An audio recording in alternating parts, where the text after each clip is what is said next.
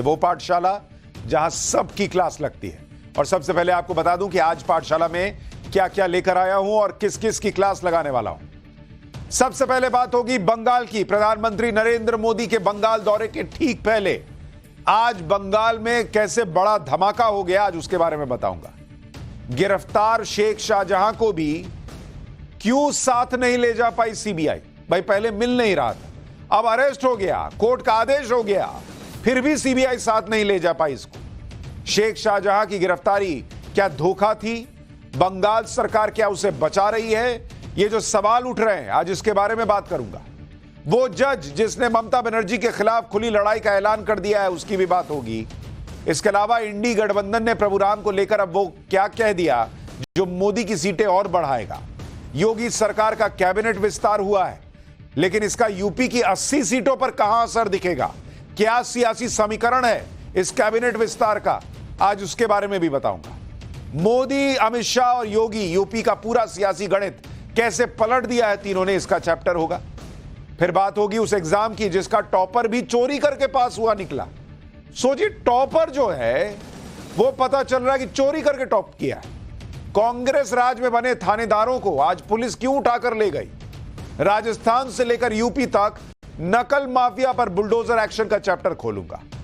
और फिर आपको बताऊंगा कि माउथ फ्रेशनर, खाना खाने के बाद माउथ फ्रेशनर खाते हैं ना, उसको खाते ही खून की उल्टियां कर देने वाला जो वीडियो आया है उसका सच क्या है, इसके बारे में बताऊंगा।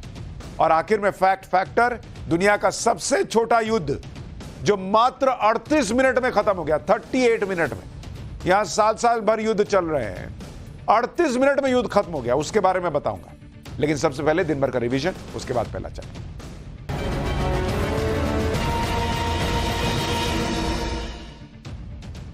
यूपी की जौनपुर सीट से पूर्व सांसद धनंजय सिंह को लोकसभा चुनाव से पहले बड़ा झटका लगा है। जौनपुर की एमपी एमएलए कोर्ट ने किडनैपिंग और अंधारी के केस में धनंजय सिंह को दोषी करार दिया। कल कोर्ट इस मामले में सजा का ऐलान करेगी। फिलहाल दोषी करार दिए जाने के बाद धनंजय सिंह को जेल भेज दिया गया है। बाहुबली धनंजय सिंह ने हाल ही में जौनपुर से लोकसभा चुनाव लड़ने का ऐलान किया था। दिल्ली में मुख्यमंत्री और एलजी के बीच फिर से टकराव हो गया है। दिल्ली के एलजी ने आज कुछ इलाकों में सड़क पर गंदगी की तस्वीरें शेयर की और कहा कि मुख्यमंत्री जी इस पर ध्यान दें।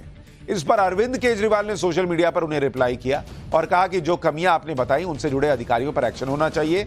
सर्विस और विजिलेंस आपके अंडर आता है, अगर मेरे अंडर आता तो मैं अधिकारियों पर सख्त एक्शन लेता। मध्य प्रदेश के सीहोर में आज बीजेपी सांसद प्रज्ञा ठाकुर ने शराब की दुकान का ताला तोड़कर दुकान में रखी शराब को नष्ट कर दिया। आरोप है कि शराब की यह दुकान स्कूल के पास चल रही थी और स्कूली छात्राओं की शिकायत पर सांसद प्रज्ञा ठाकुर ने खुद हाथों में हथौड़ा लेकर दुकान पर लगा ताला तोड़ दिया। इस दौरान वहां मौजूद पुलिस वाला प्रज्ञा ठाकुर से हाथ जोड़कर मिन्नतें करता दिखाई दिया, लेकिन प्रज्ञा ठाकुर ने ताला तोड़ा और जितनी शराब दुकान में रखी थी सबकी बोतलें बाहर की। हिमाचल प्रदेश में कांग्रेस ने जिन 6 विधायकों को अयोग्य घोषित किया है, वो विधायक अब स्पीकर के फैसले के खिलाफ सुप्रीम कोर्ट चले गए। हिमाचल में स्पीकर ने उन 6 विधायकों को अयोग्य घोषित किया था जो बजट के दौरान मौजूद नहीं थे। इन्हीं विधायकों ने राज्यसभा में क्रॉस वोटिंग की थी। देश की जीडीपी ग्रोथ में रिकॉर्ड उछाल के बाद तेजी से बढ़ती अर्थव्यवस्था को लेकर एक और अच्छी खबर आई है। भारत की बेरोजगारी दर में भारी गिरावट दर्ज की गई। सरकार की तरफ से जारी आंकड़ों के मुताबिक साल 2023 में देश में बेरोजगारी दर घटकर 3.1% रह गई, जो पिछले 3 सालों में देश में बेरोजगारी दर का सबसे निचला स्तर है। 2022 में भारत की बेरोजगारी दर 4.2% थी। तो ये तो हो गया दिन भर का रिवीजन। अब पाठशाला की पहली क्लास। पीएम मोदी के दौरे के ठीक पहले आज बंगाल में बड़ा धमाका कैसे हो गया? गिरफ्तार शेख शाहजहां को भी क्यों साथ नहीं ले जा पाई सीबीआई? शेख शाहजहां की गिरफ्तारी क्या धोखा थी? बंगाल पुलिस क्या उसे बचा रही है? वो जज जिसने ममता बनर्जी के खिलाफ खुली लड़ाई का ऐलान कर दिया है। सबसे पहले बंगाल का चैप्टर।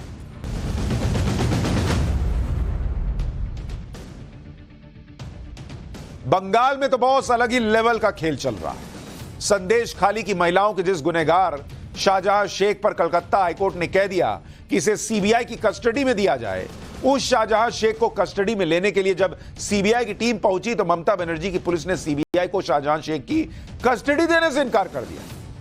कोर्ट कह रहा है कि कस्टडी दो, और बंगाल में ममता बनर्जी की पुलिस कह रही है कि नहीं देंगे कस्टडी, नहीं देगी कस्टडी। ये आदमी देखिए, जिस दिन अरेस्ट हुआ था, सो कॉल्ड अरेस्ट हुआ था, किस निर्लज्जता से, फिल्मों में जैसे हीरो बन के नहीं लोग विलन घूमता है, उस तरह से जा रहा है, विक्ट्री साइन दिखा रहा है। इसके अंदर ये कॉन्फिडेंस इसी बात से आ रहा था ना कि कैसे कोर्ट के आदेश के बावजूद भी इसको नहीं सौंपा जाएगा सीबीआई को। दोपहर को कलकत्ता हाईकोर्ट का फैसला आया और शाम को सीबीआई की एक टीम शाहजहां शेख को लेने पुलिस हेडक्वार्टर पहुंची। शाहजहां शेख अभी बंगाल पुलिस की सीआईडी की कस्टडी में। भाई सबको लगा कि अब तक शाहजहां शेख बचे, अब तो वो बचेगा नहीं, सीबीआई सच उगलवा लेगी। लेकिन बॉस, बंगाल पुलिस ने शाहजहां शेख की कस्टडी सीबीआई को देने से ही मना कर दिया। इसके लिए बंगाल पुलिस ने मामला सुप्रीम कोर्ट में होने का हवाला दिया कि बॉस सुप्रीम कोर्ट में सुनवाई चल रही है और सुप्रीम कोर्ट से डायरेक्शन का इंतजार है। अरे बॉस, सुप्रीम कोर्ट से डायरेक्शन का इंतजार है, उससे पहले हाईकोर्ट ने डायरेक्शन दिया ना कि सौंपो। तो जब तक उधर से नहीं आया है फैसला, तब तक तो हाईकोर्ट का जो फैसला है उस पर अमल होना ना चाहिए। सीबीआई की टीम ने 2 घंटे इंतजार भी किया, लेकिन शाहजहां शेख की कस्टडी उन्हें नहीं से नहीं मिली। इसके बाद सीबीआई की टीम को खाली हाथ लौटना पड़ गया। इससे सवाल उठ रहे हैं कि क्या शेख शाहजहां को ममता सरकार बचा रही है? क्यों शेख शाहजहां की कस्टडी सीबीआई को देने में आनाकानी हो रही है और बंगाल सरकार सिर के बल खड़ी हो गई कि इसको सीबीआई उठा के न ले जाए? हालत यह है कि हाईकोर्ट ने शेख शाहजहां को सीबीआई को सौंपने के लिए कहा, तो 1 घंटे के अंदर ही हाईकोर्ट के फैसले के खिलाफ ममता सरकार दौड़े दौड़े सुप्रीम कोर्ट चली गई।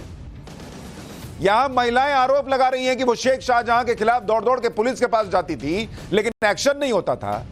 लेकिन शेख शाहजहां को सीबीआई को सौंपने का आदेश हाईकोर्ट से आया तो ममता सरकार दौड़ के सुप्रीम कोर्ट चली गई। अब तो लोग यह भी पूछ रहे हैं कि यह आदमी ऐसा क्या जानता है ममता सरकार को लेकर कि इसको इतना बचाने का प्रयास हो रहा है। सुप्रीम कोर्ट में ममता सरकार ने अर्जी लगाकर कहा कि सुप्रीम कोर्ट इस मामले की जल्द से जल्द सुनवाई करे। ममता सरकार तुरंत ही सुप्रीम कोर्ट इसलिए पहुंच गई क्योंकि हाईकोर्ट ने आज ही शाम 4:30 बजे शेख शाहजहां को सीबीआई को सौंपने का आदेश दिया था कि 4:30 तक इसको दे दीजिए सीबीआई को। आप सोचिए कि एक आदमी जिस पर इतने गंभीर आरोप हैं, महिलाओं ने लगाए हैं, उसको सीबीआई ना उठा के ले जाए, इसके लिए एक सरकार दौड़ के सुप्रीम कोर्ट के पास जा रही। सुप्रीम कोर्ट में अर्जी को ही ढाल बनाकर बंगाल पुलिस ने शाहजहां शेख की कस्टडी सीबीआई को देने से इनकार किया और सीबीआई की टीम को करीब 2 घंटे इंतजार करवाया। जिस तरह से बंगाल सरकार और बंगाल पुलिस इस मामले को हैंडल कर रही है, उससे शेख शाहजहां के रसूख और बंगाल सरकार की नीयत के बारे में बहुत कुछ पता चलता है। भाई आज जो हुआ उसके बाद तो जितना लोग सुन रहे हैं, सब कह रहे हैं कि बॉस इसका मतलब इस पे आरोप गलत नहीं हो सकते। जिसकी कस्टडी देने के लिए पूरा अमला लग गया है कि ना देनी पड़े कस्टडी, सोचिए उसको कैसा संरक्षण मिलता होगा। भाई ये तस्वीर याद कीजिए ना, जब शाहजहां शेख को पहली बार गिरफ्तार करने के बाद कोर्ट में पेश किया गया, तब कोर्ट जाते वक्त शाहजहां शेख ऐसे चल रहा था जैसे उसके ऊपर कोई दबाव ही नहीं है। वो इतने संगीन अपराध के बाद भी बेफिक्र है, वो रोले में चल रहा है। भाई देखिए ना, चौड़ा ऐसा ऐसा करके हाथ जा रहा है। ये अपराधी जिस पे इतने गंभीर आरोप लगे हो, उसका एटीट्यूड हो सकता है। इसकी बॉडी लैंग्वेज देखकर कोई नहीं कह सकता था कि ये करीब 2 महीने से पुलिस से भागता फिर रहा है। उस दिन शाहजहां शेख की चाल ढाल देखकर तभी लोग कहने लगे थे कि पुलिस ने इसे पकड़ा नहीं है, बल्कि इसने खुद को पकड़वा कर पुलिस पर जैसे कोई एहसान किया ऐसा लग रहा है। ये तस्वीरें उस वक्त की हैं जब शाहजहां शेख को पुलिस कस्टडी में बशीरहाट कोर्ट में पेश किया गया था। जिस तरह से ये कोर्ट में दाखिल हुआ, ऐसा लगा जैसे पार्टी दफ्तर में घूमने आया है। ऐसा ओवर कॉन्फिडेंट तो किसी आरोपी को तभी आता है, अंदर से कॉन्फिडेंस आता है, ओवर कॉन्फिडेंस, जब उसके सिर पर सत्ता का हाथ हो और उसे यह भरोसा हो कि पुलिस कस्टडी में उसे कुछ नहीं होगा। वरना पुलिस की गिरफ्त में तो अच्छे अच्छे अपराधियों की हालत पतली हो जाती। लेकिन शेख शाहजहां तो उस दिन विक्ट्री साइन दिखाता हुआ जा रहा था। सीबीआई को शाहजहां की कस्टडी मिलेगी या नहीं, अब यह सुप्रीम कोर्ट से तय होगा। लेकिन उससे पहले आपको यह भी जानना चाहिए कि आज कलकत्ता हाईकोर्ट में क्या हुआ। कलकत्ता हाईकोर्ट ने शाहजहां का केस सीबीआई को ट्रांसफर करते हुए जो कहा, वो किसी भी राज्य सरकार के लिए एक शर्मनाक स्थिति है। हाईकोर्ट ने कहा कि राज्य पुलिस पर जो भरोसा है वो हिल गया है बॉस। राज्य पुलिस का रवैया पूरी तरह एक तरफ झुका हुआ दिख रहा है और जानबूझकर जांच को लटकाया गया है। हमने ईडी के जो आरोप सुने हैं उससे यही लग रहा है कि राज्य के हालात खराब हैं। हाईकोर्ट ने कहा कि बंगाल पुलिस ने आरोपी को बचाने की कोशिश की। बंगाल पुलिस इस मामले में लुका छुपी खेल रही थी। हाईकोर्ट ने यह भी कहा कि इस मामले में राज्य की पुलिस ने बहुत सारी गलतियां की हैं और 5 जनवरी को ईडी की टीम पर हमला तो अप्रत्याशित था। हाईकोर्ट ने बंगाल पुलिस की जांच को शुरुआती नजर में पक्षपाती और गलतियों से भरा हुआ माना। हाईकोर्ट मान रहा है बॉस कि पुलिस जो जांच कर रही है वो पक्षपाती जांच और गलतियों से भरी हुई है। और उसके बाद लोग कहते हैं बंगाल पे सवाल क्यों पूछे जाते हैं। उसके बाद लोग कहते हैं कि सरकार से सवाल, ये ममता बनर्जी की सरकार में नहीं आती है। ऐसा पहली बार नहीं है कि संदेश खाली में ममता सरकार को हाईकोर्ट से फटकार लगी। हाईकोर्ट के आज के फैसले का बीजेपी ने स्वागत किया और कहा कि यह फैसला ममता प्रशासन के गाल पर तमाचे की तरह है। सुनिए बीजेपी क्या कह रही है, फिर आगे की बात बताता हूं। इस हाईकोर्ट की इस वर्डिक्ट को हम स्वागत करते हैं और हम चाहते हैं कि इसका तय तक इंक्वायरी हो। और ये दर्शाता है, ये हाईकोर्ट की वर्डिक्ट है, वो दर्शाता है कि judiciary has no faith on the Mamata Banerjee administration. तो ये ममता बनर्जी की एडमिनिस्ट्रेशन की गाल के ऊपर तमाचा है और ऐसा तमाचा कोर्ट बार बार मार चुकी है। ममता बनर्जी की प्रशासन के ऊपर जुडिशियरी की कोई विश्वास नहीं है। शाहजहां शेख को बंगाल पुलिस ने ही गिरफ्तार किया। शाहजहां शेख के मामले में पुलिस ने अलग से टीम भी गठित की। इसके बावजूद हाईकोर्ट को बंगाल पुलिस पर भरोसा नहीं दिखा। क्यों भाई? क्योंकि बंगाल पुलिस ने शाहजहां शेख को गिरफ्तार तो किया, लेकिन इसके लिए 55 दिन लगाए। पहले शाहजहां शेख के बांग्लादेश भागने की भी आशंका जताई गई, लेकिन जहां से वो पकड़ा गया वो जगह संदेश खाली से मात्र 30 किलोमीटर दूर थी। 30 किलोमीटर के दायरे में पुलिस को नहीं मिल रहा था यह आदमी, यानी शाहजहां शेख संदेश खाली के आसपास ही था। फिर भी पुलिस उसे 55 दिन तक नहीं पकड़ पाई। शाहजहां शेख पर संदेश खाली की महिलाओं ने गैंगरेप जैसे गंभीर आरोप लगाए, लेकिन बंगाल पुलिस ने उसे ईडी टीम पर हमले के मामले में गिरफ्तार किया। शाहजहां शेख पर पहले से ही 42 केस हैं, लेकिन यह सवाल उठे कि इन केसेस में उस पर अब तक एक्शन क्यों नहीं हुआ। ये सब वो फैक्टर्स हैं जिससे शायद हाईकोर्ट को भी लगा होगा कि अगर शाहजहां शेख के मामले में जांच बंगाल पुलिस के पास ही रही तो जांच प्रभावित हो सकती। खुद बंगाल पुलिस कोर्ट में यह मान चुकी है कि शाहजहां एक प्रभावशाली व्यक्ति है और वह जांच को इंपैक्ट कर सकता है, सबूत मिटा सकता है, गवाहों को धमका सकता है। आज नहीं तो कल शाहजहां शेख को सेंट्रल एजेंसी के शिकंजे में आना ही पड़ेगा, क्योंकि बंगाल के राशन घोटाले में भी उसका नाम है, जिसकी जांच ईडी कर रही है। इस मामले में आज ईडी ने पीएमएलए कानून के तहत शाहजहां शेख और बाकी आरोपियों की 12 करोड़ 78 लाख रुपए की कीमत की संपत्ति जब्त की। इसमें 14 प्रॉपर्टीज हैं, जिसमें अपार्टमेंट है, खेती की जमीन है, बाकी जमीन शामिल है। इसके अलावा 2 बैंक अकाउंट भी सीज किए गए। और ऐसे आदमी की कस्टडी सीबीआई को नहीं मिली कोर्ट के आदेश के बावजूद, और ऐसे आदमी के लिए दौड़े दौड़े सरकार गई सुप्रीम कोर्ट में। बंगाल में संदेश खाली और शाहजहां शेख को लेकर जो माहौल बना है, उसके बीच अब पीएम मोदी बंगाल पहुंच गए। पिछले 5 दिन में यह उनका दूसरा बंगाल का दौरा है और वो 1 और 2 मार्च को बंगाल दौरे पे थे। अब कल का दिन कल भी बंगाल के दौरे पर रहेंगे। कल पीएम मोदी पश्चिम बंगाल में 15,400 करोड़ की योजना का शिलान्यास और उद्घाटन करने वाले हैं। इसके अलावा कोलकाता में देश का पहला अंडर वाटर मेट्रो ट्रेन भी शुरू होगा। इसी के साथ वो बारासात में एक रैली को भी संबोधित करेंगे। यहां पर संदेश खाली की पीड़ित महिलाएं भी कहा जा रहा कि आएंगी। बारासात बंगाल के नॉर्थ 24 परगना में ही है और संदेश खाली से मात्र 85 किलोमीटर दूर है। संदेश खाली से 500 से 700 महिलाएं रैली में शामिल होंगी कहा जा रहा है। संदेश खाली के मुद्दे को बीजेपी लोकसभा चुनाव में बड़ा मुद्दा बनाने वाली है। 2 मार्च को भी बंगाल में पीएम मोदी ने संदेश खाली की घटना का जिक्र किया था। बंगाल में महिला वोटर्स की संख्या 49% है, 49%। संदेश खाली के जरिए बीजेपी इन महिला वोटर को अपने पाले में करना चाहती, बताना चाहती है कि एक महिला मुख्यमंत्री के राज में भी कैसे महिलाएं सुरक्षित नहीं है। बंगाल में हालात इतने खराब हैं कि वहां पर हाईकोर्ट के जज भी परेशान हैं। कलकत्ता हाईकोर्ट के जस्टिस अभिजीत गंगोपाध्याय ने आज अपने पद से इस्तीफा दे दिया। अभिजीत गंगोपाध्याय ने न्यायाधीश के पद से इस्तीफा देने के बाद बंगाल की मुख्यमंत्री ममता बनर्जी के खिलाफ खुली लड़ाई का ऐलान कर दिया। अभिजीत गंगोपाध्याय ने राजनीति में आने का फैसला कर लिया और 7 मार्च को वो बीजेपी में शामिल होंगे। इस्तीफा देने के बाद अभिजीत गंगोपाध्याय ने कहा कि पश्चिम बंगाल की वर्तमान राजनीतिक स्थिति से वो खुश नहीं। सत्ताधारी टीएमसी के नेताओं ने बार बार मेरी आलोचना की है, उनके घोटाले सामने आ रहे हैं। टीएमसी ने राजनीति में आने की चुनौती दी थी, इसलिए अब राजनीति में आ रहा हूं। अभिजीत गंगोपाध्याय ने कहा कि तृणमूल कांग्रेस की सरकार में भ्रष्टाचार चरम पर है। अभिजीत गंगोपाध्याय वही जज हैं जिन्होंने पश्चिम बंगाल शिक्षक भर्ती घोटाले की जांच सीबीआई और ईडी से कराने का आदेश दिया। इस घोटाले में टीएमसी के कई नेता जांच के घेरे में। अब अभिजीत गंगोपाध्याय खुलकर ममता बनर्जी को चुनौती दे रहे हैं। अभिजीत गंगोपाध्याय के तामलुक सीट से लोकसभा चुनाव लड़ने की चर्चा चल रही है। इस सीट से फिलहाल शुवेंदु अधिकारी के भाई दिव्येंदु अधिकारी सांसद हैं। एक बार अभिजीत गंगोपाध्याय को सुनिए, फिर आगे की बात बताता हूं। आप बीजेपी ज्वाइन कर रहे हैं, प्रधानमंत्री का जो रैली है उसमें आप जाएंगे? प्रधानमंत्री that is not decided as yet. If it is their culture to attack one judge for the judgment instead of attacking the judgment, then they will do it. Sir এটা শুধু আপনাদের ক্ষেত্রে হয়নি, They have brought this fashion recently to attack a judge. They also approached BJP also approached me. I am not planning to contest. It is BJP who will decide. That will be seen in future.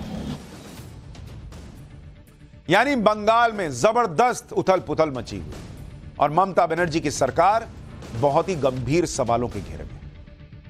लेकिन अब उस सवाल की भी चर्चा करते हैं जिसका जवाब जानने के लिए बस 2 महीने का इंतजार बचा है। क्या नरेंद्र मोदी फिर से सत्ता में आएंगे, और आएंगे तो कितनी सीटों के साथ आएंगे? और इसलिए पाठशाला में अब अगली क्लास, इंडी गठबंधन ने प्रभु राम को लेकर अब वो क्या कह दिया जो नरेंद्र मोदी की सीटें और बढ़ाने जा रहा है। अब इसका चर्चा।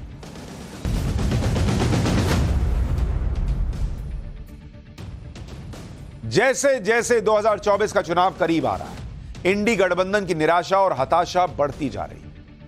क्योंकि बॉस एक तरफ तो नरेंद्र मोदी हैं जो तीसरे टर्म का पूरा भरोसा होने के बाद भी जीतोड़ मेहनत कर रहे हैं, पूरा खाका होने के बाद भी जीतोड़ मेहनत कर रहे हैं, एक एक वोट जोड़ रहे हैं, एक एक वोट जरूरी समझ रहे हैं। जहां कहीं भी बीजेपी के विरोधी थोड़ा हावी हैं, वहां पर जाकर पीएम मोदी खुद रैलीज कर रहे हैं और बीजेपी को मजबूत कर रहे हैं। खास तौर पर दक्षिण और पूर्व के राज्यों में पीएम मोदी का फोकस है। जैसे वो कल तेलंगाना और तमिलनाडु में थे, आज ओडिशा में थे और कल बंगाल में उनकी रैली है। इसी तरह से वो यूपी में सब कुछ सेट होने के बाद भी एक एक वोट जोड़ रहे हैं, सहयोगी जोड़ रहे हैं।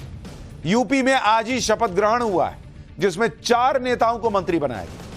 यह सब हो रहा है क्योंकि यूपी का टारगेट 80 में से 80 सीटें जीतने का रखा है। दूसरी तरफ इंडी गठबंधन है। अच्छा, ये यूपी में जो विस्तार हुआ है मंत्रिमंडल का, इसका क्या इंपैक्ट पड़ेगा 80 सीट पर, वो आगे बताऊंगा। लेकिन आप देखिए कि दूसरी तरफ इंडी गठबंधन क्या कर रहा है, जिसके नेता या तो भाग रहे हैं, या तो उनके सहयोगी लड़ रहे हैं, या फिर उसके नेता ऐसी ऐसी बातें कर रहे हैं जिससे उनके वोट बढ़ना तो दूर, वोट और कट सकते हैं। जैसे लालू यादव ने पीएम मोदी का परिवार पूछ लिया, लेकिन यह खुद इंडी गठबंधन को उल्टा पड़ गया क्योंकि सब ये कहने लगे कि वो तो मोदी का परिवार है। मोदी को कोसने से मन नहीं भरा तो इंडी गठबंधन के लोग भगवान राम को लेकर उल्टा सीधा बोलने लगे, जबकि इंडी गठबंधन के लोग इसी बात को लेकर पार्टी छोड़ छोड़ कर जा रहे हैं कि उस पार्टी में कौन रहेगा जिसके नेता राम मंदिर का न्योता ठुकराते हैं, भगवान राम का अपमान करते हैं। यह देखकर भी इंडी गठबंधन के नेता सुधरे नहीं है। भगवान राम को लेकर लगातार बदजुबानी चल रही है। इंडी गठबंधन की पार्टियों का हाल आप देखिए।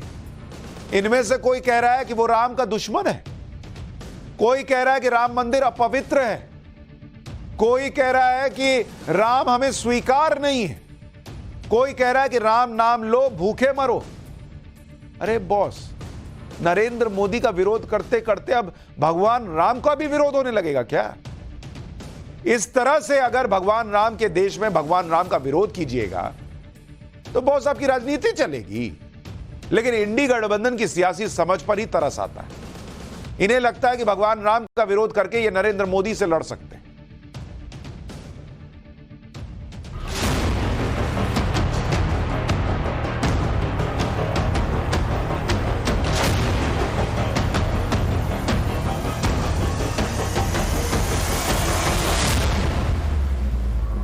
आप जाएंगे?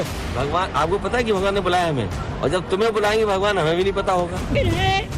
जो कापुरुष है वो डरते हैं वो मरते हैं, जो लड़ते हैं वो जिंदा रहते हैं। जय श्री राम बोलो और भूखे मर जाओ। வேணா சொல்லிப்பார் ராமனுக்கு எதிரி என்ன ராமனுக்கு எதிரி আমি মনে করি অপবিত্র এই রাম মন্দিরেতে ভারতবর্ষের কোন হিন্দু तुम्हारा हिंदुस्तान है ही नहीं। हमारा काम भारत माता की जय, तुम्हारा काम जय श्री राम। करते जाओ भैया, करते जाओ, जितना करना है करो, मजे लो, भूखे मर जाओगे सब।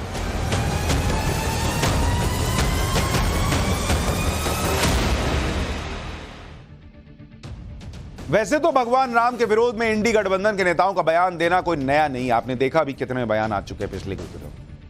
अयोध्या में राम मंदिर की प्राण प्रतिष्ठा से पहले और उसके बाद से लगातार राम और राम मंदिर के विरोध में बयानबाजी चल ही रही। अच्छा, दूसरे धर्म के लोगों के लिए ये लोग ये सब नहीं बोल पाते, सबको राम जी पे बोलना है।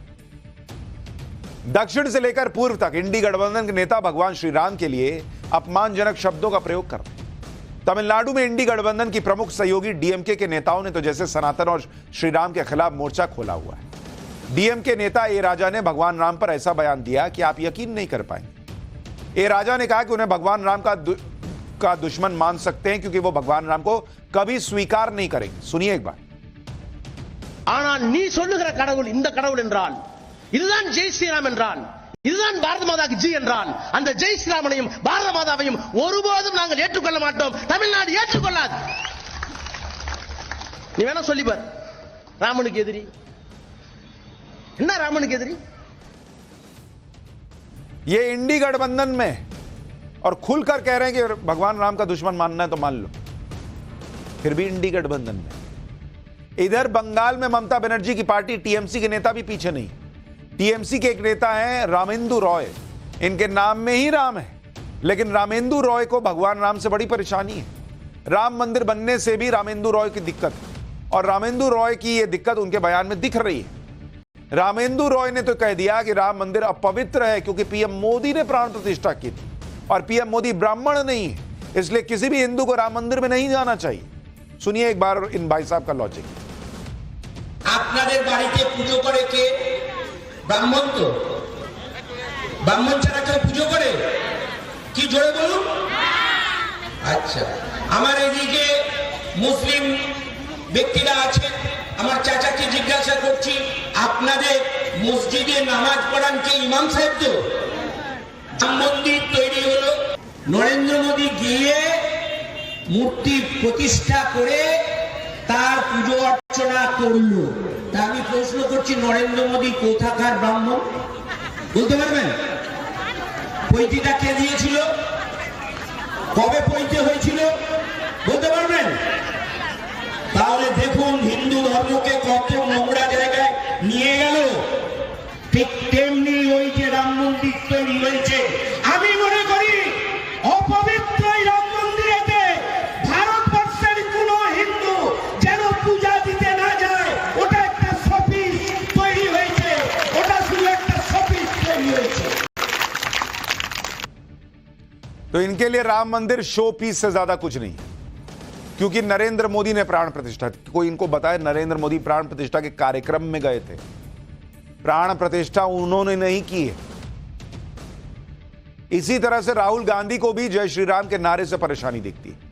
राहुल गांधी अपनी भारत जोड़ो न्याय यात्रा के दौरान लगातार कास्ट सेंसस की बात कर रहे हैं, पीएम मोदी पर बयान दे रहे हैं और अब तो राम का नाम लेकर अजीब अजीब बयान दे रहे हैं। मध्य प्रदेश में यात्रा के दौरान राहुल गांधी ने कहा कि मोदी जी चाहते हैं कि लोग दिन भर मोबाइल पर रहें, जय श्री राम बोले और भूख से मर जाए। सुनिए राहुल गांधी को। मोदी जी चाहते हैं कि आप मोदी जी चाहते हैं कि आप दिन भर मोबाइल पे रहो, जय श्री राम बोलो और भूखे मर जाओ। अच्छा, इतनी गरीबी तो दूसरे धर्मों में भी है। इतना इन लोगों ने सेक्युलरिज्म के नाम पर मुसलमान का वोट लिया। मुसलमान आज भी गरीब है, उसको तो कभी नहीं बोलते, उसके धर्म पर कुछ नहीं बोलते। सबको हिंदुओं पर बोलना है, जय श्री राम बोलो और भूखे मर जाओ। राहुल गांधी को यह नहीं दिखता कि खुद उनकी पार्टी के नेता यह कह चुके हैं कि राम नाम के खिलाफ बोलकर राजनीति नहीं हो सकती। राम मंदिर की प्राण प्रतिष्ठा में ना तो कांग्रेस गई थी, ना ही समाजवादी पार्टी, दोनों को ही न्योता मिला था। इसका अंजाम यह हो रहा है कि कांग्रेस और समाजवादी पार्टी के नेता श्री राम के नाम पर ही पार्टी का साथ छोड़ रहे हैं। गुजरात कांग्रेस के पूर्व प्रदेश अध्यक्ष अर्जुन मोढवाडिया ने कांग्रेस छोड़ दी। राम मंदिर पर कांग्रेस के स्टैंड से अर्जुन मोढवाडिया सहमत नहीं थे। उन्होंने आरोप लगाया कि कांग्रेस राम मंदिर के मुद्दे पर जन भावना को समझ ही नहीं पा रही है। अर्जुन मोढवाडिया के साथ कांग्रेस के 2 और नेता बीजेपी में शामिल हो गए। समाजवादी पार्टी के विधायक मनोज पांडे भी राम मंदिर पर पार्टी के स्टैंड से नाराज थे। राज्यसभा चुनाव के दौरान मनोज पांडे ने क्रॉस वोटिंग की थी। मनोज पांडे ने कहा कि समाजवादी पार्टी लगातार राम का अपमान कर रही है। बोले कि राम मंदिर के दर्शन करने से समाजवादी पार्टी कैसे रोक सकती है बॉस। राज्यसभा चुनाव सपा के कई विधायकों ने राम मंदिर के मुद्दे पर क्रॉस वोटिंग की थी। इतना हो रहा है इन लोगों के साथ, फिर भी इन लोगों को समझ नहीं आ रहा है कि श्री राम को लेकर इस देश के लोगों की भावनाओं में क्या है। कैसे श्री राम भावनाओं में बसे हैं लोगों के, और श्री राम का अपमान करना जनता का अपमान करने जैसा है। अर्जुन मोढवाडिया गुजरात में कांग्रेस के कोई छोटे नेता नहीं है, बड़े नेता थे। लेकिन राम मंदिर पर श्री राम पर जिस तरह की राजनीति कांग्रेस कर रही थी उससे आहत हुए, कांग्रेस छोड़े बीजेपी में चले गए। इसके बाद भी इन लोगों की आंख नहीं खुल रही। फिर उसके बाद ईवीएम को गाली देंगे, जुडिशरी को गाली देंगे, पत्रकारों को गाली देंगे, सबको गाली देंगे। लेकिन खुद ऐसा क्या काम कर रहे हैं कि पब्लिक वोट नहीं दे रही, वो नहीं देख रहे। राम के नाम का विरोध करने का अंजाम इंडी गठबंधन देख रहा है। उसके बावजूद इंडी गठबंधन के नेता लगातार भगवान राम और सनातन को लेकर बदजुबानी कर रहे हैं, जैसे इनके पास कोई और मुद्दा ही नहीं। लेकिन जब ऐसे बयानों पर कानूनी कार्रवाई होती है तो इनको अपना संवैधानिक अधिकार याद आ जाता है। कल ही डीएमके के नेता उदयनिधि स्टालिन को इसी बात पर सुप्रीम कोर्ट ने खूब सुनाया था। तमिलनाडु के सीएम के बेटे उदयनिधि ने पिछले साल सनातन की तुलना डेंगू मलेरिया से की थी और कहा था कि सनातन को खत्म कर देना चाहिए। इस बयान के बाद उदयनिधि स्टालिन के खिलाफ देश भर में अलग अलग जगह एफआईआर हुई। उदयनिधि सारी एफआईआर को क्लब करवाने सुप्रीम कोर्ट गए, जहां कोर्ट ने उदयनिधि को जमकर फटकार लगाई। उदयनिधि के वकील अभिषेक मनु सिंघवी ने कहा कि उदयनिधि के खिलाफ 6 राज्यों में एफआईआर है, इन सभी को क्लब कर दिया जाए। सुप्रीम कोर्ट ने कहा कि आपने अभिव्यक्ति की स्वतंत्रता और धन के प्रचार प्रसार की स्वतंत्रता के अधिकार का दुरुपयोग किया। आप आम आदमी नहीं हैं, राजनेता हैं। आपको पता होना चाहिए था कि इस तरह के बयान का क्या अंजाम होगा। सुप्रीम कोर्ट ने कहा कि अब आप अनुच्छेद 32 के तहत सुप्रीम कोर्ट से राहत की मांग कर रहे हैं। उदयनिधि के वकील अभिषेक मनु सिंघवी ने कहा कि वो उदयनिधि के बयान को सही नहीं ठहरा रहे, बस सारी एफआईआर एक जगह कर देने की बात कर रहे हैं। सुप्रीम कोर्ट ने कहा कि आप आम आदमी नहीं हो बल्कि मंत्री हो, आपको नतीजों के बारे में पता होना चाहिए, आपको संबंधित हाईकोर्ट में जाना चाहिए। इस पर उदयनिधि के वकील ने कहा कि इसके लिए 6 हाईकोर्ट में जाना पड़ेगा और वो इसी तरह फंसे रह जाएंगे। इसके बाद सुप्रीम कोर्ट ने कहा कि इस मामले में 15 मार्च को अब अगली सुनवाई। इंडी के नेताओं को अगर कोर्ट की फटकार भी समझ में नहीं आ रही तो कम से कम जनता के सेंटीमेंट को तो समझें, क्योंकि भगवान राम सिर्फ उत्तर भारत के हैं, दक्षिण भारत के नहीं है। ऐसा सोचने वाले जनता की भावना को नहीं समझ रहे। और इसका सबूत प्रधानमंत्री मोदी के तेलंगाना दौरे पर दिखाई दिया।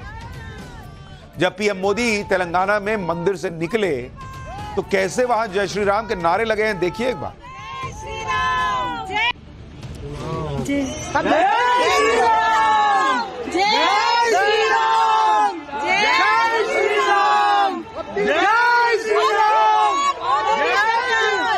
अब की बार 400 पार, अब की बार जय श्री राम, जय श्री राम, जय श्री राम, जय श्री राम, जय श्री राम। इंडी गठबंधन के नेताओं को तेलंगाना के मुख्यमंत्री रेवंत रेड्डी से भी सीखना चाहिए।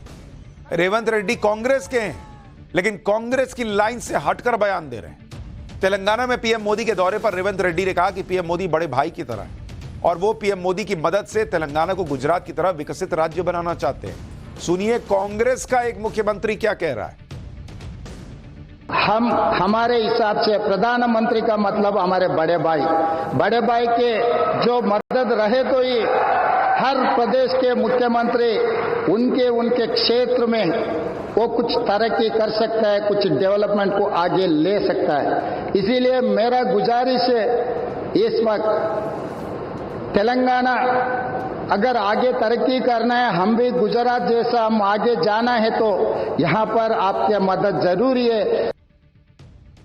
यानी जो कांग्रेस कहती है कि नरेंद्र मोदी गुजरात में क्या ही कर दिए, देश में क्या ही कर दिए, उनके ही नेता गुजरात मॉडल की भी बात कर रहे हैं।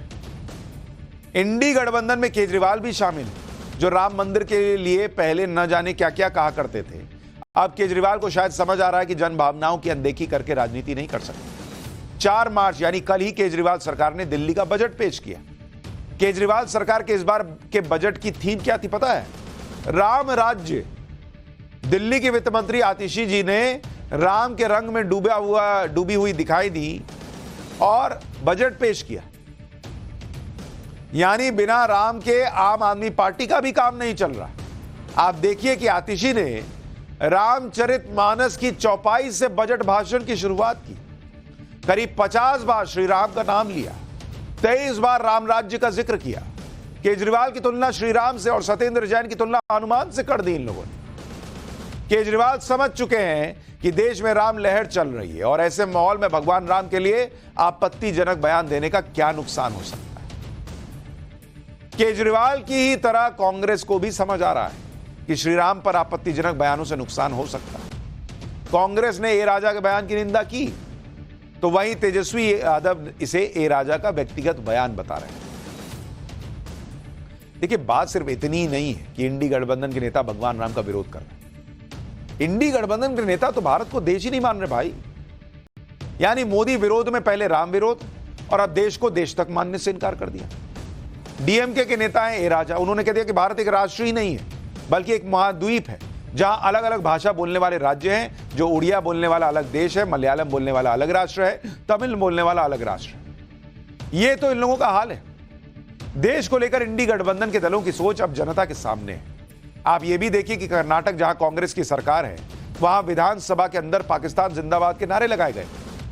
राज्यसभा चुनाव में जीत के बाद कांग्रेस नेता सैयद नसीर हुसैन के समर्थकों ने कथित तौर पर पाकिस्तान के समर्थन में नारे लगाए। इस पर पहले तो कांग्रेस ने मानने से इनकार किया कि पाकिस्तान जिंदाबाद के नारे लगे, लेकिन बाद में कर्नाटक के सीएम सिद्धारमैया ने फॉरेंसिक जांच के आदेश दिए। फॉरेंसिक जांच की रिपोर्ट के बाद अब 3 लोगों को पाकिस्तान जिंदाबाद के नारे लगाने के आरोप में गिरफ्तार किया गया, जिनमें 2 आरोपी कर्नाटक के रहने वाले हैं और तीसरा आरोपी दिल्ली का निवासी। तो यह हाल है। तो गलती पे गलती खुद कर रहे हैं। उधर नरेंद्र मोदी, अमित शाह और योगी आदित्यनाथ, तीनों की जोड़ी कैसे यूपी में खेल कर रही है, अब इसका चैप्टर बताता हूं। पाठशाला में अगली क्लास, योगी सरकार का कैबिनेट विस्तार, यूपी की 80 सीटों पर कहां कहां असर दिखेगा। मोदी, शाह और योगी, यूपी का पूरा सियासी गणित कैसे पलट दिया है तीनों ने, जरा देखिए।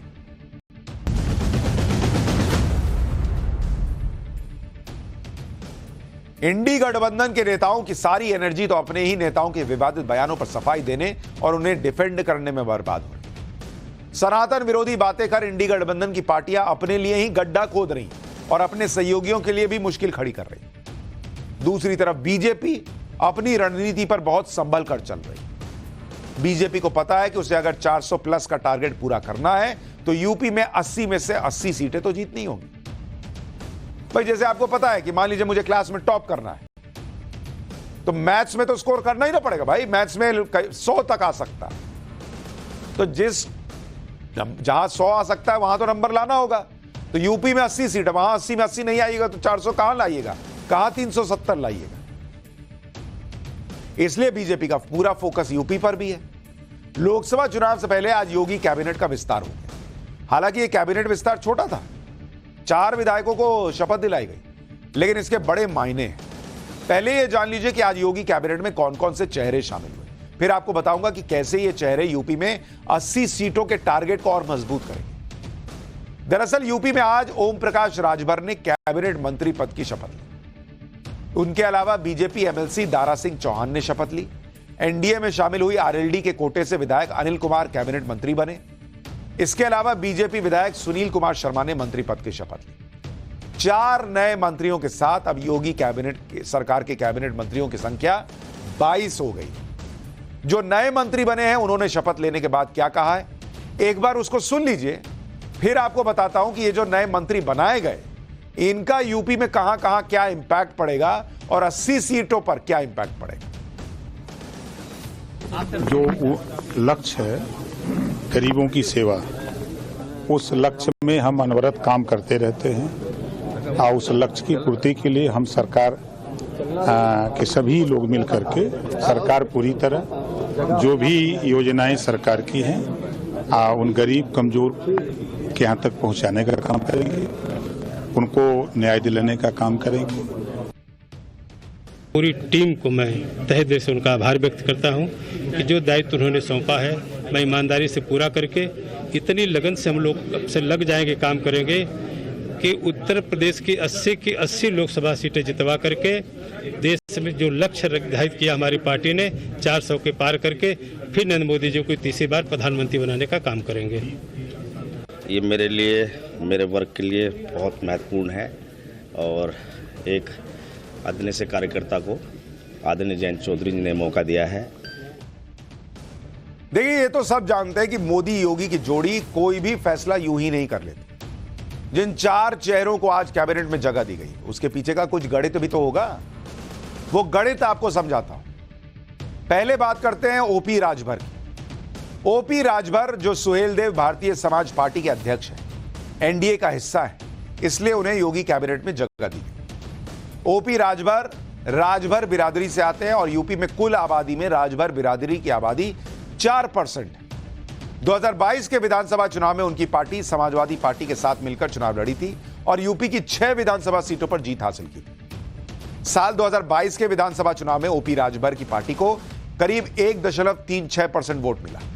हो सकता है आपको 1%, 1.5% वोट कम लग रहा हो, लेकिन जब टारगेट 80 में से 80 का है तो बॉस 1% का वोट मायने रखता है। पूर्वांचल के 18 जिलों में ओपी राजभर अपनी पकड़ होने का दावा करते हैं। यूपी का वाराणसी समेत 16 लोकसभा सीटें और 100 विधानसभा सीटों पर राजभर वोट इंपॉर्टेंट भूमिका निभाता है। तो राजभर को क्यों जगह मिली वो समझ में आ रहा है। इसी तरह बीजेपी ने आरएलडी कोटे से अनिल कुमार को मंत्री बनाया। आरएलडी के एनडीए में आने के बाद अनिल कुमार की योगी सरकार में एंट्री हो रही है। अनिल कुमार आरएलडी का दलित चेहरा है। यूपी की मुजफ्फरनगर की रिजर्व सीट पुरकाजी से विधायक हैं, जयंत चौधरी के करीबी माने जाते हैं। बीजेपी ने अनिल कुमार को मंत्री बनाकर पश्चिमी यूपी में दलित कार्ड चल दिया है। यूपी में दलित आबादी करीब 20% है। इसका इंपैक्ट यूपी की 42 लोकसभा सीटों पर पड़ सकता है। इसके अलावा बीजेपी ने अपने 2 नेता दारा सिंह चौहान और सुशील कुमार शर्मा को मंत्री बनाया। दारा सिंह चौहान दूसरी बार योगी कैबिनेट का हिस्सा बन रहे हैं। यूपी में 2022 के चुनाव से पहले उन्होंने पाला बदल लिया था और समाजवादी पार्टी में शामिल हो गए। तब वो योगी सरकार में मंत्री होते थे। दारा सिंह चौहान को पूर्वांचल का बड़ा नेता माना जाता है। 2022 में वो घोसी सीट से चुनाव जीते और फिर बीजेपी में वापसी कर ली, लेकिन घोसी उपचुनाव में वो हार गए। दारा सिंह चौहान नोनिया जाति से आते हैं, जो यूपी में पिछड़े तबके में आती है और राज्य में 3% आबादी नोनिया जाति की। यूपी की 6 लोकसभा और 15 विधानसभा सीटों पर नोनिया जाति के वोटर अहम भूमिका में देखे जाते हैं। बीजेपी ने यूपी की साहिबाबाद विधानसभा सीट से विधायक सुनील शर्मा को भी मंत्री बनाया। सुनील शर्मा यूपी में बड़े ब्राह्मण नेताओं में गिने जाते हैं। सीएम योगी के करीबी नेता माने जाते हैं। 2017 और 2022 में सुनील शर्मा बड़े अंतर से जीतकर रिकॉर्ड बना चुके हैं। योगी कैबिनेट में उन्हें जगह देकर ब्राह्मण वोट बैंक को एक बड़ा संदेश देने की कोशिश की गई। यूपी में कुल ब्राह्मण आबादी 12% की है और उनका इंपैक्ट 115 विधानसभा सीट और 15 लोकसभा सीटों पर माना जाता है। तो ये इंपैक्ट की बात है कि बीजेपी कैसे अगर 80 में से 80 का टारगेट यूपी में रख रही है तो उसके लिए हर समीकरण को साधने में लगी। लेकिन विपक्ष के कई नेताओं पर आरोप लगता है कि वो मुस्लिम वोट बैंक से आगे की चीज ही नहीं सोच पाते। और इसलिए अब बात हमारे नए शो देश का मूड मीटर की और उसके लकी वोटर की, जो शाम 5:55 पर आज हमने देश के मूड मीटर में मुद्दा उठाया कि क्या 2024 के चुनाव में मुसलमान मोदी को बम्पर वोट करेगा। हमने दर्शकों से इस पर सवाल पूछा। 53.8% लोगों ने वोट किया कि हां, लगता है इस बार नरेंद्र मोदी को वोट पड़ेगा क्योंकि मुसलमानों का विकास हुआ है। 37.5% ने कहा कि नहीं, थोड़ा बहुत वोट कर दिया तो कर दिया, ज्यादा नहीं करेगा। तो यह था नरेंद्र मोदी को मुसलमान वोट करेगा या नहीं, और करीब 9% लोगों ने कहा कि नहीं, मुसलमान नहीं वोट करने वाला। इसके अलावा हमने एक और सवाल पूछा कि मुसलमान मोदी को छोड़ेगा तो वोट करेगा किसको। 40% लोगों ने कहा कि जो मोदी को हराएगा उसको कर देगा। फर्क नहीं पड़ता वो कौन। 22% लोगों ने कहा कि कांग्रेस को करेगा, 29% ने कहा कि इंडी गठबंधन में किसी को कर देगा, और 8.5% के करीब लोगों ने कहा कि असदुद्दीन ओवैसी की पार्टी को वोट करेगा। तो ये तो हाल है इस देश में।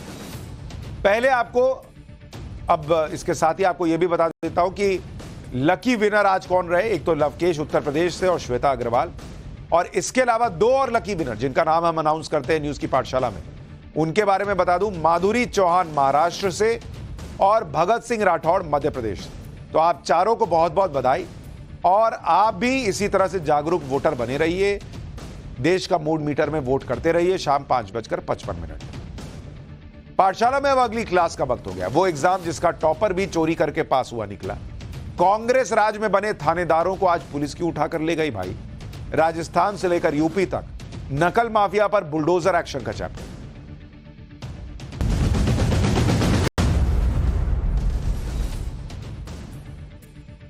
पेपर लीक इस समय देश की बहुत बड़ी समस्या बनी हुई। इसे लेकर युवाओं में बहुत गुस्सा भी है और मायूसी भी है। भाई वो इतनी मेहनत से पढ़ाई करें, एग्जाम देने जाएं, पेपर लीक हो जाता है। अच्छा, आप फिर कहिए कि हम फिर से एग्जाम करा लेंगे, फिर से कराइएगा, उसका मान लीजिए अगली बार नहीं गया अच्छा एग्जाम, तब पेपर लीक के बढ़ते मामलों को लेकर अब सरकारें एक्शन में दिख रही है। इसलिए पेपर लीक गैंग के खिलाफ बड़ी कार्रवाई शुरू हो। पुलिस ने पेपर लीक का सबसे बड़ा गैंग पकड़ा है, और यह गैंग पिछले कई सालों से राजस्थान में पेपर लीक करवाने के बाकायदा ठेके लेता था। आपको याद होगा कुछ समय पहले मैंने आपको राजस्थान में पेपर लीक का मुद्दा पाठशाला में दिखाया भी था, और इसमें मैंने आपको यह बताया था कि किस तरह अशोक गहलोत की सरकार में आए दिन पेपर लीक हुआ करते थे कांग्रेस के राज में। लेकिन अब राजस्थान में सरकार बदल गई, इसलिए एक एक करके पेपर लीक के मास्टरमाइंड पकड़े जा रहे हैं। बीजेपी की नई सरकार ने राजस्थान पुलिस की एसओजी यानी स्पेशल ऑपरेशनल ग्रुप को भाई आदेश दिया कि पकड़ो इन फर्जी लोगों को जो ये इस तरह से पेपर लीक करते हैं। तो ये जो स्पेशल ऑपरेशनल ग्रुप बना, उसने 15 फर्जी थानेदार पकड़ लिए। हैरानी तो आपको इस बात से होगी कि ये लोग सब इंस्पेक्टर की परीक्षा को फर्जी तरीके से पास होने के बाद पुलिस एकेडमी में बाकायदा ट्रेनिंग ले रहे थे भाई। वहां से इनको पकड़ के बाहर निकाला कि चलो बाहर चोरी किए थे। एसओजी की टीम ने पुलिस एकेडमी में जाकर इन फर्जी थानेदारों को अरेस्ट किया। इस कार्रवाई के दौरान ट्रेनिंग ले रहे कई दूसरे कैंडिडेट्स गायब हो गए, जिनकी पुलिस को तलाश है, क्योंकि उसको पता तो है ही कि चोरी किया है। तो वो देखा, अरे तेरी, हम तो थानेदार बनने आए थे, यहां पुलिस हमको ही पकड़ रही। पुलिस बनने आए, पुलिस पकड़ के ले गई। आप सोचिए कि इन लोगों की कुछ दिनों में ट्रेनिंग पूरी हो जाती, इन्हें थानेदार बनाकर पोस्टिंग मिलने वाली थी। लेकिन उससे पहले ही राजस्थान पुलिस ने यह कार्रवाई करके फर्जी थानेदारों और पेपर लीक के आरोपियों को पकड़ लिया। राजस्थान पुलिस अब पकड़े गए आरोपियों की एग्जाम के दिन की सीसीटीवी फुटेज और आंसर शीट की जांच करेगी, ताकि फर्जी कैंडिडेट्स के बारे में पता लगाया जा सके। आपको थोड़ा इस परीक्षा का बैकग्राउंडर भी बताता हूं। दरअसल 13 से 15 सितंबर 2021 जब वहां राजस्थान में कांग्रेस की सरकार थी, तब वहां सब इंस्पेक्टर भर्ती की परीक्षा हुई। इसमें 857 पदों के लिए 8 लाख कैंडिडेट्स ने अप्लाई किए। परीक्षा से पहले ही सोशल मीडिया में पेपर वायरल होने के आरोप लगे, लेकिन कोई एक्शन ही नहीं हुआ। इसके बाद यह खुलासा हुआ कि इस परीक्षा में कई डमी कैंडिडेट्स ने परीक्षा दी। डमी कैंडिडेट का मतलब परीक्षा में अप्लाई किसी और ने किया और उसका एग्जाम कोई और बैठ के दे रहा था। इस जानकारी के बाद राजस्थान पुलिस ने इस मामले में पुलिस एकेडमी में ट्रेनिंग ले रहे 50 लोगों को आरोपी बनाया। इसके बाद एसओजी की टीम ने पुलिस ट्रेनिंग एकेडमी में छापा मारा और 15 लोगों को अरेस्ट किया, लेकिन करीब 35 लोग फरार हैं। सबसे हैरान करने वाली बात यह है कि अरेस्ट किए गए लोगों में इस एग्जाम का टॉपर नरेश बिश्नोई भी शामिल है। आप सोचिए क्या ही कांड हुआ है, जो टॉपर है वो भी चोरी करके टॉप किया। और जो कांग्रेस पार्टी यहां आरोप लगाती है यूपी में पेपर लीक हो गया, अरे वहां तो पेपर लीक हुआ तो एग्जाम कैंसिल हुआ और जांच हो गई।